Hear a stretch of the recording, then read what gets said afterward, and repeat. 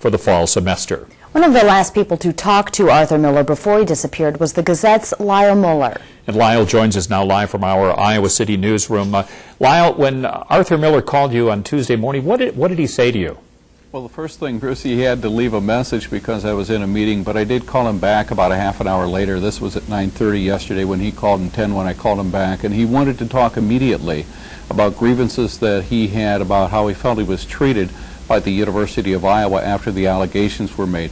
Particularly, he was concerned that he was in an administrative process with the university to deal with the complaints, and he had an August 15th deadline in which he was to decide whether he wanted to go with some sort of hearing on this or whether to go ahead and make some sort of settlement.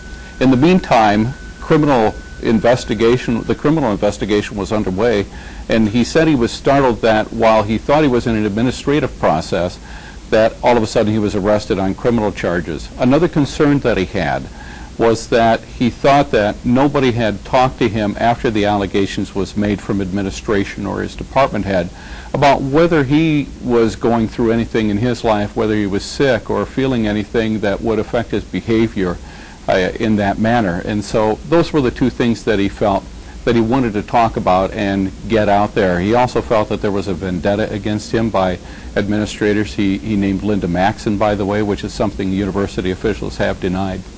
And did you speak with him yesterday or Tuesday? This was on Tuesday. Okay. It was on Tuesday morning because yesterday, by that time, he was gone. And the way that worked was he called, left a message for me, as I said. I called him back. I was in the middle of a meeting, actually, when I was talking with him, and so we had about an 8-minute conversation.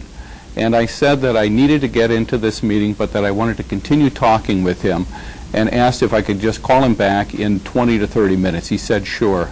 After I got out of the meeting, I called him back immediately. There was no answer. I left a message, and I never heard from him again. All right, Lyle Muller for the Gazette, thank you so much for talking with us this evening. Sure. Of course. Stay with